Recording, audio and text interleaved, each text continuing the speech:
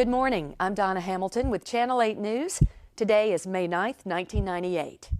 We begin this morning with a tragic mystery currently unfolding in Riverdale.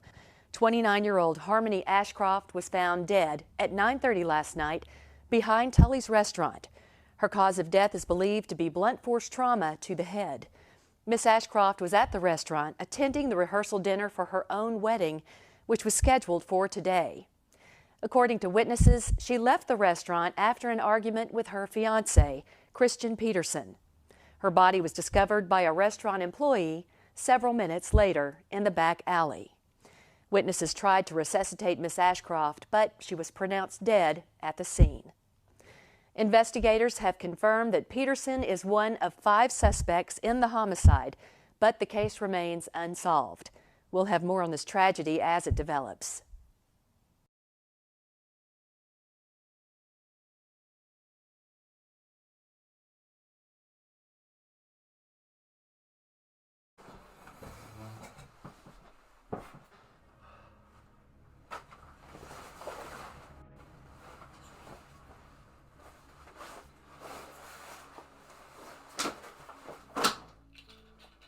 Alright.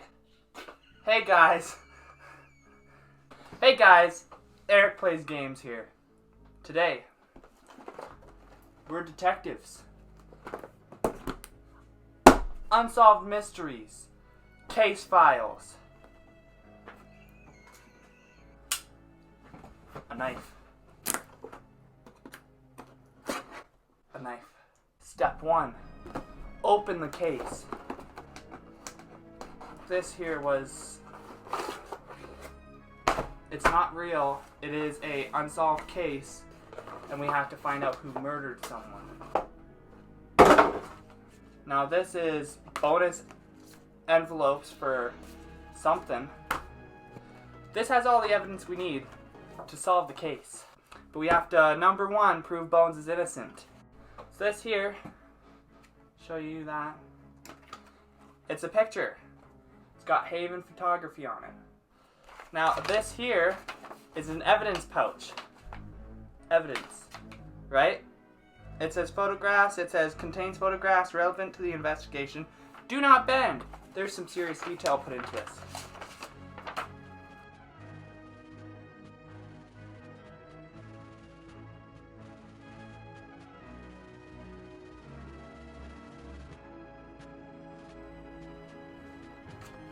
Here's a street.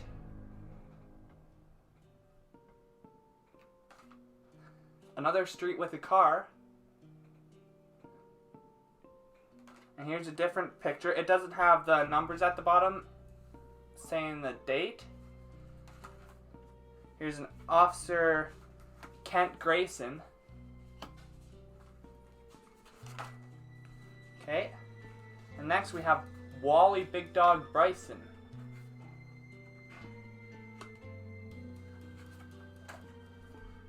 Cheryl Pratt.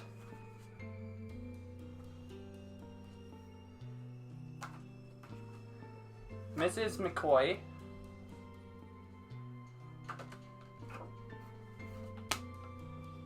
Chad Highsmith.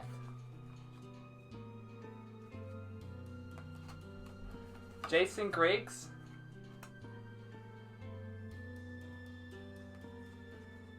Chris Adams. Admiral Joseph Arthurson.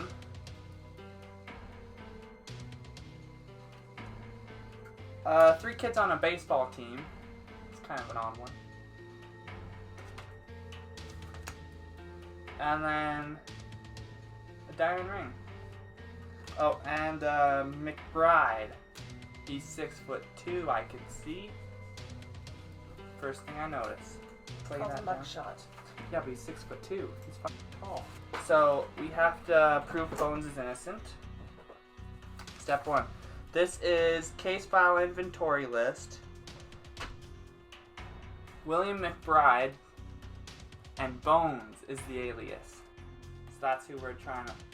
That guy's who we're trying to protect or prove is innocent. There's all fingerprints on there. Right, here's a wedding invitation. I doubt it's important. It does give us dates and places. Phone numbers too. Don't call those. There is a huge newspaper article, and then there's reverse side with a little clipping next to it. Local child psychologist murdered. Riverdale. Not the comic book, not the TV show. So she was a child psychologist. She's a star athlete. That might be her in the middle. No? They got it from engagement Bones. ring was in William McBride in his hand in Grant Park. So this here is, it's pretty cool. Autopsy report. In good health. Blunt force trauma to right eye and anterior scalp. Exterior scalp. That's not exterior. Anterior. Fine. Extensive skull fracture and severe hemorrhaging over the right eye socket. Blunt force trauma of the head. Victim died within moments of trauma. So she got hit really hard. Victim was killed by a single strike to the head inflicted by a hand or a blunt object. The force and angle of impact indicate the murderer would need to be a left-handed or ambidextrous man or woman of considerable strength and height. Is there anything indicating he's left-handed? So they went from Did it say anything about them going from Rambo's bar? So they went from Rambo's bar. Oh, is this where he went? I'm really confused about that. That makes no sense to me. So here is a witness report. Witness report. Witness report. Witness report. Oh. These two got handed together. So here's all of our evidence with all of our people. He looks like a killer. We have to prove he's innocent, and he looks like just a psychopath. This one has a new... Let's go through one at a time. This is the fiance. That's the fiance? How do you know? Oh, it is. That's the fiance. He looks like a psychopath. Sorry. A newspaper clipping of... Apply today! Salesperson, call Jameson. Here you go. So here it says Bones has a long history of petty crime in Riverdale, and all evidence indicates he was trying to get money and or valuable items from the victim. He is left-handed. He is 6'2" and 170 pounds. Several theft convictions. No outstanding warrants. Plenty of street fights. So for Mr. Bones here, it says, I was at Rambo's bar. Where's Rambo? Do we have Rambo? Rambo's bar. Yeah, but do we have a Rambo? No. Okay. I guess he would have been working when he... I was at Rambo's bar right after 9 p.m. From there, I went to Grant Park to get some rest and fell asleep. The next thing I remember is being surrounded by 20 officers shining lights in my eyes. Someone put a ring in my hand while I was sleeping, or one of the police put it on me. It doesn't really help his case much. He is left-handed and he is fucking huge. Suspect was an individual we've had many prior encounters with. His name is William McBride. He is known as Bones. McBride had been spotted many times sleeping in Grant Park or in various public places around town. His priors consisted mainly of public drinking and disturbing the peace. It's 10 o'clock when I approached the subject with the intention of waking up and telling him to move along. But when I saw something unusual in his hand, I immediately contacted my captain at the station. He told to me place the subject under arrest for murder while he called for backup. We had been aware that a murder had taken place that night and that the suspect was at large. By the time Mr. McBride had woken up, the backup had arrived. He seemed quite disoriented He was then told that he was under arrest for the murder of Harmony Ashcroft. At this time, the subject became belligerent and uncooperative. He repeatedly screamed that he was innocent and he didn't know where the ring came from. I confirmed that William Bones McBride was removed from my bar at 9 p.m. on May 8th, 1998. This is a man I have seen on a number of occasions at Rambo's bar. Bones is a regular customer there. I would describe him as a nice guy. He is well liked by the staff and the other patrons. On a few occasions, we've had to warn him not to panhandle in front of the bar. What's that? Ask for money. That's not good. In front of the bar. But apart from that, he's usually fine. He has even charmed his way into a few free beers. That's the kind of guy he is. I remember seeing him last night on the 8th. It was a Friday and he came in, smiling as usual, but I also remember an argument that took place right at 9 p.m., the end of happy hour. Bones missed the last call for free happy hour drinks and was upset because he was broke and he was yelling at the bartender for ignoring him. The bartender signaled for me to escort him out, so I did. By then, things had calmed down, and Bones was on his way out. Ready to leave on his own, he said something like, "I'll just go get me some money and be back in an hour." That's a good motive for someone to pin it on him. As Bones left, and me and JT, the bartender, looked at each other and smiled. We expected him to go out to the front of the bar and panhandle like he had done in the past, but he didn't. He walked out the door and kept walking. I figured he had some other way of finding some money. I haven't seen him since. So I'm going to remove the interview of the boyfriend. We don't need that. So Blunt Force, she's killed by. Jenny Rogers, that's the woman in one of them photos. Harmony has been my friend since college. We've always been very close, and that's why her murder is such a devastating event in my life. I was there on the night. Don't yawn because I yawned. Who are you? And that's why her murder is such a devastating event in my life. I was there on the night that Harmony and Christian first met. Harmony and I were at the nightclub, enjoying a rare night on the town. We were both in grad school, working pretty hard, so it felt good to get out and spend an evening doing something other than writing papers. But it was a typical night at the nightclub. Guys were difficult to deal with that night, with all the corny jokes and come-ons. Then along came Christian. He walked up to Harmony, took a seat and smiled. After a few seconds he said, "How do you like me so far?" We all burst out laughing. It was like he somehow knew we had a rough night, how rough the night had been.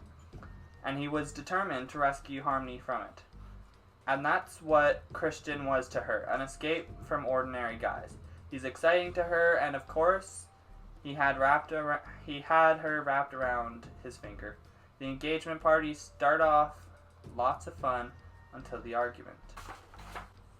There were supposed to be presents for Christian's parents, but I guess there was confusion over who had to bring them. Harmony was certain that she left them in the car, but Christian thought she left them at home.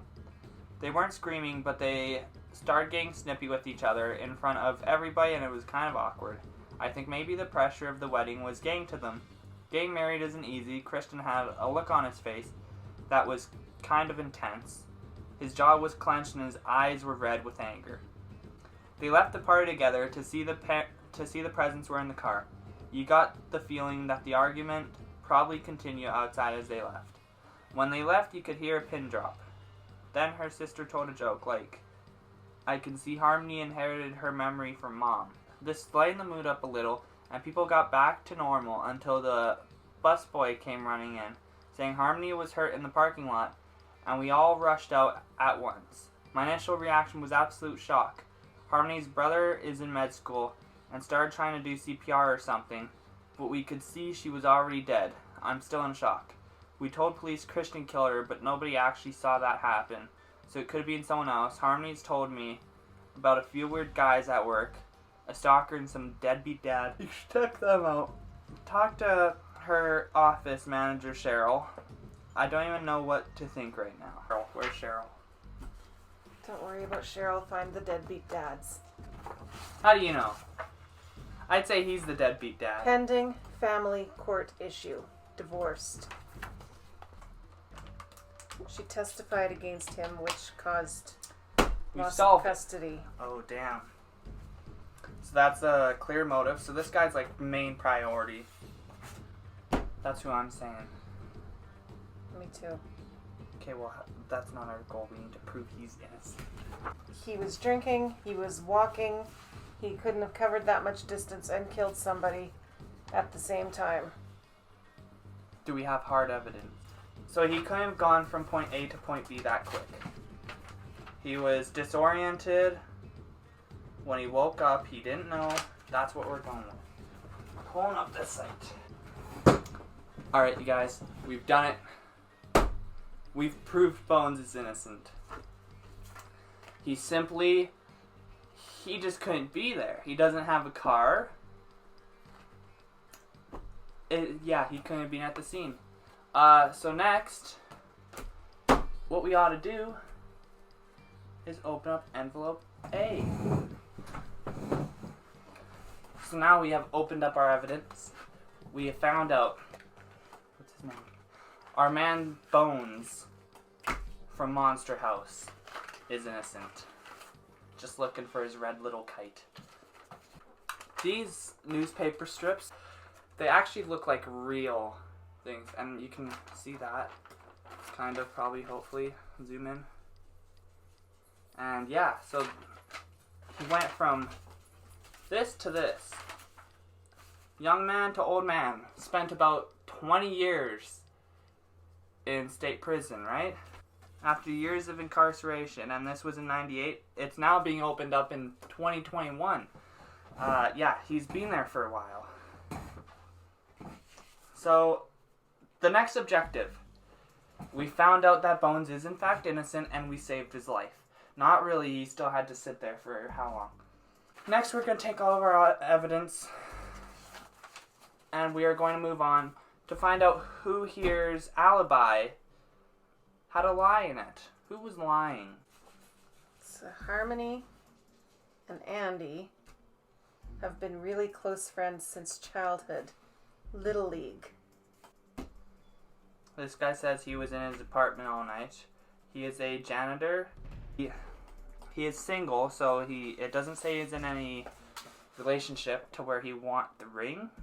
It says he was at home the whole time, got home, stayed home. Now his landlord is that old woman, Mrs. McCoy. This woman here looks like she's in distress.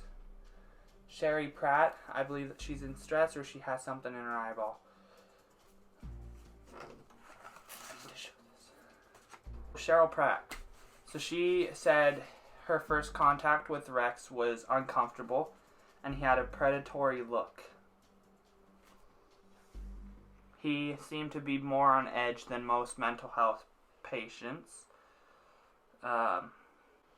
He mentioned that he was feeling depressed and lonely, but he seemed uncomfortable about sharing more specific details. Is Andy crime of passion? Why do you say that? Because Andy is in this Little League picture with her. They've been best friends since they were 6. He was in love with her, didn't want her to marry the guy. You just pull that out of nowhere. I didn't pull it out of nowhere, I read it in the reports. Yeah, well. He showed up at his neighbor's house around 10, hot and sweaty and out of breath, saying that he needed a wrench. But 10 o'clock was past the time of the murder. He claimed he was working on the brakes of his car, and that's why he couldn't go to the engagement party. Was his car there? That might have been... What's his car? Okay, here's the crime scene. Where's his face? Give me his face. Hyundai Sonata, gray. License plate. Can you see the license plate of that? I can't. Is it gray? 6435. 4435. 4435. That's his car. Okay, well, click it. His car. Crime scene photo. Which one is this? Back alley? No, front of restaurant. Front of restaurant. His car was there. And then, but what would the other one be? Andy! Bonus envelope B. We got a pink form. We have gotten a picture. That was him. Had to be, right? And, convict the killer.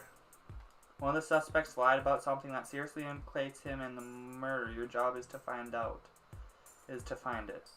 When you find the other lie, visit this page to prove you have cracked the case. Yeah. After finding the evidence needed to convict the killer, you may open envelope C. So it was Andy for sure, right? Where's the Little League photo? If this is Andy, he's left-handed. I included one of my favorite photos from that team. It was one of the few times I ever got between them. So that's her. That's the mother? That's her mother, and that's him. He is left-handed. He's left-handed. That don't look like him. He lied and said it was right-handed. We want the letter. The letter. Letter. And the photo. Little League picture with two boys and mother. We did it! Should we open the thing first? Open letter first? We just got a letter. I wonder who it's from. Solved files. Congratulations, detective. You've solved the case. If you've enjoyed the case, this online sign up. Yeah, finally, right fast on, yeah. Anything else? What's that? Is that a... It's his confession. It's his confession. Okay, we'll watch this first. We'll watch this first, and then we'll get to that. Don't read it! Don't read it!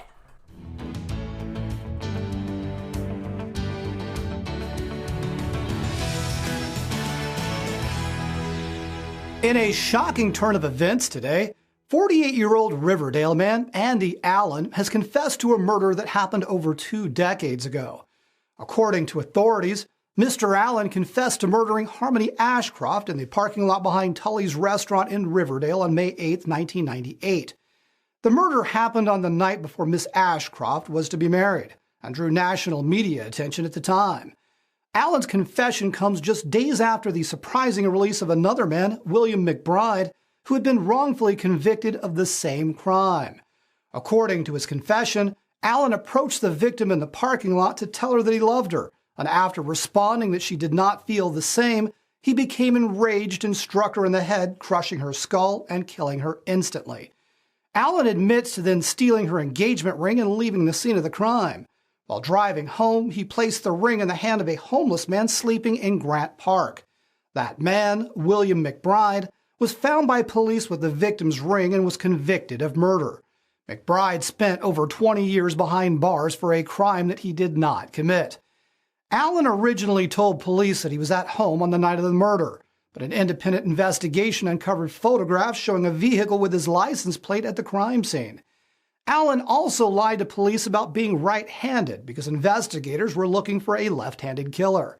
An independent investigator also uncovered evidence revealing that Mr. Allen had lied to police and had been left-handed his entire life. He switched to writing with his right hand while under investigation for the murder and has continued living as a right-hander for over 2 decades. When detectives approached Allen about the inconsistencies in his alibi earlier today, he apparently broke down and confessed. I will have more on this story later in the broadcast. Oh, we can do all these cases. How cool was that? I'm happy. Guys, we've solved the case. Our detective work is done. Anything to add? No. You're a detective. And stay tuned. Like and subscribe, too. Sorry for spoilers. Get the case yourself. Peace.